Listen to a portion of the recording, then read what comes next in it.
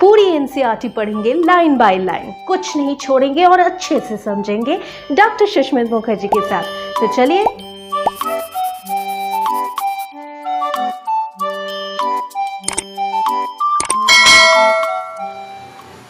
Welcome to biosphere students. मेरा नाम है डॉक्टर सुष्मित मुखर्जी। एनसीईआरटी को सही तरीके से अगर प्रिपेयर किया जाए तो नीट एग्ज़ाम में बायोलॉजी में 360 आउट ऑफ 360 लाना बिल्कुल पॉसिबल है। हम लोग यही प्रिपरेशन स्टार्ट कर चुके हैं क्लास 11 के बायोलॉजिकल क्लासिफिकेशन के साथ। चैप्टर के कुछ पेजेस हुए हैं, चलिए आगे देखते हैं आज के क्लास में। फर्स्ट लाइन यहाँ पे क्या बोला गया है?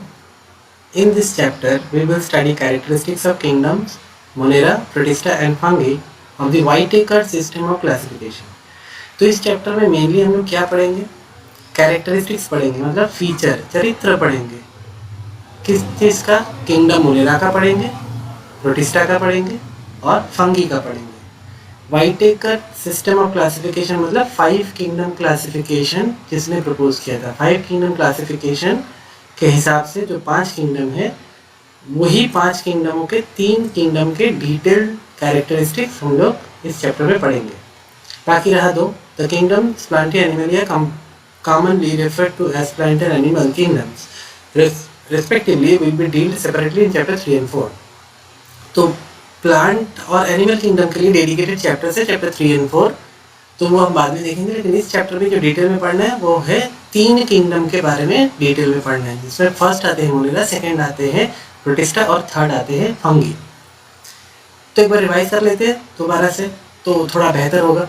ये 3 किंगडम के बारे में क्या रिविजन करना है? जो पहला वाला किंगडम है मोनेरा का, जो किंगडम है ये कितने सेल से बना हुआ है?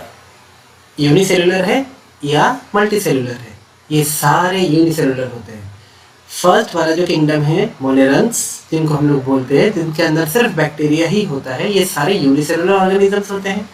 सेकेंड वाले किंगडम प्रोटिस्टा, ये भी सारे यूनिसेलुलर ऑर्गेनिज्म होते हैं, सेल टाइप थोड़ा अलग होता है। और थर्ड वाला जो किंगडम है फंगी का, वो क्या होता है? वो मल्टी सेलुलर ऑर्गेनिज्म, मतलब एक से ज़्यादा सेल से उनका बॉडी बना हुआ है। तो ये ये बेसिक डिफरेंस था 3 किंगडमों के बीच में, kingdom 1, 2 and 3 Monera, protista and fungi में।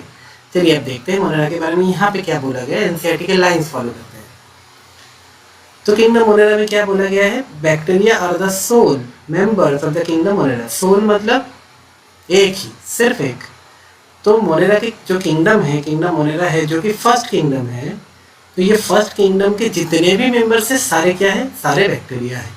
अब एक बात यहाँ पे और मेंशन करूंगा कि ये बैक्टीरिया जो है ये प्लूरल है, ये प्लूरल है।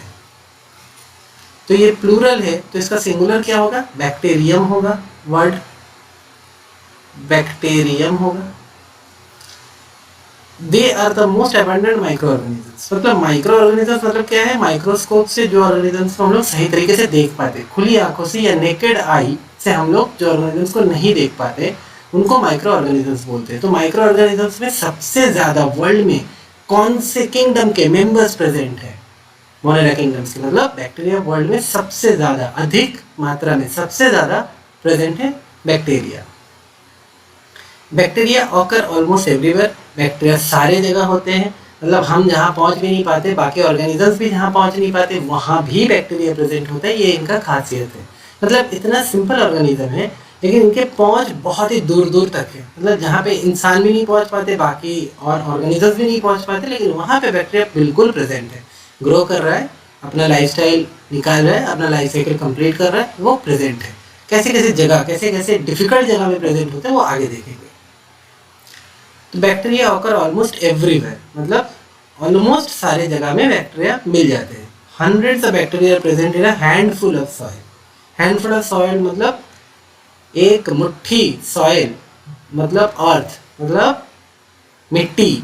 एक मुट्ठी मिट्टी के अंदर कितने बैक्टीरिया हो सकते हैं? हंड्रेड्स ऑफ बैक्टीरिया हो सकते हैं। मतलब ये माइक्रो ऑर्गेनिजम्स है, बड़े ही छोटे साइज के होते हैं, इसीलिए थोड़े से अमाउंट में, थोड़े से सॉइल के अमाउंट में भी ये हंड्रेड्स में प्रेजेंट हो सकते हैं। They also live in extreme habitats. Extreme मतलब क्या है? बड़ा ही अनफेवरेबल, बड़ा डेंजरस वाला। एक्सट्रीम वाला, एक्सट्रीम मतलब तो बहुत ही कॉमन वर्ड है इंग्लिश का, मतलब काफ़ी टेरेबल वाला जो इन्वायरमेंट है वहाँ पे ये सर्वाइव कर लेगा। हैबिटेट मतलब जहाँ पे ये सर्वाइव करता है। इनका घर का ठिकाना अगर सिंपल टर्म से बोले तो। सच एस कहाँ कहाँ होगा, हॉट स्प्रिंग होगा, डिजर्ट होगा, स्नो होगा, डीप ओशंस होगा, where very few other life forms can survive. मतलब ये बैक्टीरिया छोड़ के इन सारे भयंकर जगहों में बाकी कोई लाइफ फॉर्म्स हो तो सकता है, लेकिन गिने चुने मेंबर्स ही ऑर्गेनिजम्स, लिविंग ऑर्गेनिजम्स ही वहाँ सर्वाइव कर सकता है जहाँ बैक्टीरिया सर्वाइव करते हैं और मिलते भी हैं। चलिए अब जगहों के बारे में थोड़ा देख लेते हैं। पहले क्या दिया है हैबिटेट के बारे में, हॉट स्प्रिंग दिया है। अच्छा, हॉट स्प्रिंग क्या है? स्प्रिंग मतलब झरना, तो गर्म पानी वाला जो झरना है। अब ये नहाने वाला झरना नहीं है, क्योंकि यहाँ आप नहाएंगे तो आपका हालत ख़राब होने वाला है। तो इतना गर्म पानी का जो झरना है वहाँ पे भी ये बैक्टीरिया ग्रो करता है, जहाँ पे हम लोग जा भी नहीं सकते।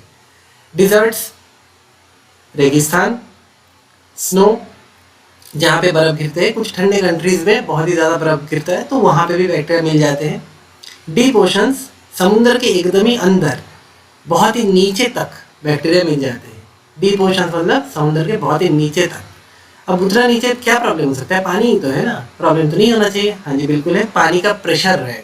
इतना प्रेशर में कोई भी लिविंग ऑर्गेनिज्म को सर्वाइव करना बहुत मुश्किल है। वहाँ जाके आप कोई मछली को छोड़ देंगे जो पानी के ऊपरी हिस्सों में जीता है, तो उसका बॉडी क्या होगा? फट जाएगा, उसका बॉडी सर्वाइव नहीं कर पाएगा, वो इमीडिएटली मर जाएगा। तो इतना प्रेशर में भी ये बैक्टीरिया जी लेता है।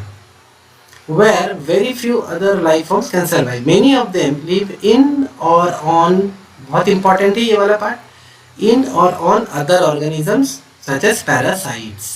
तो यहाँ पे क्या ध्यान से देखना है कि many of them live, कहाँ जीता है? in मतलब अंदर, और on मतलब ऊपर, अदर ऑर्गेनिजम्स दूसरे ऑर्गेनिज्म के या तो बॉडी सरफेस के ऊपर या तो उसके बॉडी के अंदर ये बैक्टीरिया सर्वाइव करता है। ऐसे वाले बैक्टीरिया को क्या बोलेंगे? पैरासाइट्स बोलेंगे। देखिए यहाँ पे दिया हुआ है, ऐसे वाले बैक्टीरिया को क्या बोलेंगे? पैरासाइट्स बोलेंगे। तो ये कौन से टाइप के न्यूट्रिशन करेगा? खुद से तो खाना बिल्कुल नहीं बना रहा है, तो ये heterotrophic mode of nutrition follow करेगा। हेटेरोट्रॉपिक न्यूट्रिशन फॉलो करेगा। अच्छा, bacteria are grouped under 4 categories. Bacteria को 4 कैटेगरी में डिवाइड किया जाता है। 4 याद रखना है, 4 कैटेगरीज में, 4 ग्रुप्स में डिवाइड किया जाता है। किसके बेसिस पे? शेप के, मतलब उनके बॉडी के शेप कैसे है उस हिसाब से 4 अलग अलग ग्रुप्स में उनको डिवाइड किया जाता है। द स्फेरिकल बैक्टीरिया, स्फेरिकल मतलब गोल वाला जो बैक्टीरिया होता है उसको क्या बोलते हैं? नाम याद रखना है और शेप उसी हिसाब से याद रखना है। कॉकस बोला जाता है। अब ये कॉकस भी क्या है? सिंगुलर है। इसका प्लूरल फॉर्म क्या होगा? बहुत सारे एक जगह अगर रहेंगे तो उनको क्या बोलेंगे? कॉकी। यहाँ पे शेप देखिए, डायग्राम में दिया हुआ है, पूरा शेप यहाँ पे मेंशन किया हुआ है। दूसरा क्या होगा? रॉड शेप्ड होगा, रॉड के जैसा होगा, डंडा जैसा शेप। तो उसका भी सिंगुलर क्या है? बैसिलस है, प्लूरल है बैसिली। ये सेकंड वाला डायग्राम। कॉमा शेप्ड वाइब्रम, ये भी सिंगुलर है, प्लूरल में विब्रियो होगा। ये थर्ड वाला कहाँ गया? हाँ, ये फोर्थ वाला कॉमा शेप्ड है। ये हम लोग जो कॉमा लगाते हैं ना लिखने के टाइम में, वो कॉमा शेप्ड है ये। एंड स्पाइरल, स्पिरिलम, स्पाइरल मतलब पेचीदा, स्प्रिंग जैसा जो स्ट्रक्चर है उस टाइप का होगा ये स्पिरिलम। इसका भी प्लूरल क्या है? स्पिरिलम, और सिंगुलर क्या है? स्पिरिलम। तो ये 2.1 में 4 जो फिगर दिया हुआ है ये भी काफ़ी इंपॉर्टेंट है। हालांकि ये फिगर तो बहुत अच्छे नहीं है, लेकिन एनसीईआरटी का फिगर है तो बिल्कुल इंपॉर्टेंट होगा, क्योंकि यही सारे फिगर्स के बेसिस पे कभी कभी क्वेश्चन आ जाते हैं। मतलब फिगर आपको ड्रॉ तो कर रहा नहीं है एग्जाम में, लेकिन यहाँ पे लेवलिंग आ सकता है या डायग्राम देके बोल सकता है कि मानिए कि ये स्पिरिला का है, यहाँ पे डायग्राम दिया, ये डायग्राम के नीचे ABCD कुछ भी एक डिजिट लगा दिया और बोला कि ये A वाला जो डायग्राम है ये विब्रियो का है। तो आपको आइडेंटिफाई करना है आपको कि कौन ये डायग्राम के साथ जो लेवलिंग जा रही है ये सही है या गलत है। तो इस हिसाब से ऐसे घुमा फिरा के बहुत क्वेश्चन बनाया जा सकता है डायग्राम को यूज करके। एनसीईआरटी का हर डायग्राम बहुत इंपॉर्टेंट है और उनके लेवलिंग भी बहुत इंपॉर्टेंट है। यहाँ पे देखिए डायग्राम में और एक चीज दिया हुआ है, स्पोर। स्पोर मतलब क्या है? एक्सट्रीम कंडीशन में क्या करते हैं बैक्टीरिया जब सर्वाइव नहीं कर पाता है, ऐसा वाला सिचुएशन आता है, तो अपना जो जेनेटिक मटेरियल है उसको वो प्रोटेक्ट करने के लिए एक स्पेशल स्ट्रक्चर बना देते हैं, उसको स्पोर बोलते हैं। ये स्पोर आगे जाके जब फेवरेबल कंडीशन आएगा, मतलब सटीक कंडीशन आएगा जहाँ पे ये ग्रो करता है नॉर्मली, वैसा वाला कंडीशन अगर अवेलेबल दोबारा वापस आए, जब आए जहाँ पे आए, ये स्पोर वहाँ जाके क्या करेगा? जर्मिनेट करेगा और यहाँ से नया बैक्टीरिया बन जाएगा। तो ये स्पोर फॉर्मिंग बैक्टीरिया का भी डायग्राम है। तो यहाँ पे बैसिलस का दिखाया गया कि स्पोर फॉर्मिंग है। हालांकि सारे टाइप के बैक्टीरिया स्पोर फॉर्मिंग है, लेकिन सारे बैक्टीरिया स्पोर फॉर्मिंग नहीं है। यहाँ पे डायग्राम में एनसीईआरटी को लगा है कि बैसिलस को स्पोर फॉर्मिंग दिखा देते हैं, बाकी सारों को नहीं दिखाएंगे, कोई दिक्कत नहीं है। तो आपको इसी हिसाब से याद रखना है कि ये डायग्राम में जो 2.1 वाला जो फिगर है, इस फिगर में जो बैसिलस का डायग्राम है उसमें स्पोर बना हुआ है। ये डायग्राम याद रखना है, क्योंकि ये वाला डायग्राम उठा के अगर लेवलिंग आ गया तो आप सोचेंगे यार, सोच में पड़ जाएंगे ये कौन सा स्ट्रक्चर है यार, याद ही नहीं आ रहा है। लेकिन ऐसे नहीं होगा, क्योंकि लेवलिंग बहुत ही इंपॉर्टेंट है हर डायग्राम के। तो ये क्लास में यहीं पे एंड कर रहा हूँ आज के लिए इस वीडियो में। अगर आपको क्लास अच्छा लगा होगा तो चैनल को बिल्कुल सब्सक्राइब करना, लाइक करना और जितना हो सके शेयर करना, ताकि बाकी स्टूडेंट्सों को बेनिफिट मिल जाए। सिर्फ आप ही बेनिफिट मत लेना, सारे स्टूडेंट्सों को बेनिफिट मिलना चाहिए। नीट के बहुत सारे एस्पिरेंट्स हैं जो डिटेल बैठ के एनसीईआरटी पढ़ने में बड़ा हिचकिचाते हैं, उनको बिल्कुल अच्छा नहीं लगता, क्योंकि एनसीईआरटी के लैंग्वेज वैसे भी कुछ खास अच्छे लगने वाले लैंग्वेज नहीं है। लेकिन करना है, हर लाइन प्रिपेयर करना है, हर वर्ड इंपॉर्टेंट है, हर डायग्राम इंपॉर्टेंट है जो एनसीईआरटी में दिया हुआ है। अगर इसी तरीके से आप प्रिपरेशन करना चाहते हैं तो हमारे साथ जुड़े रहिए, बायोस्फीयर की टीम के साथ जुड़े रहिए और आगे के वीडियोस बिल्कुल फॉलो कीजिए। आज के लिए बस इतना तक। Thank you students.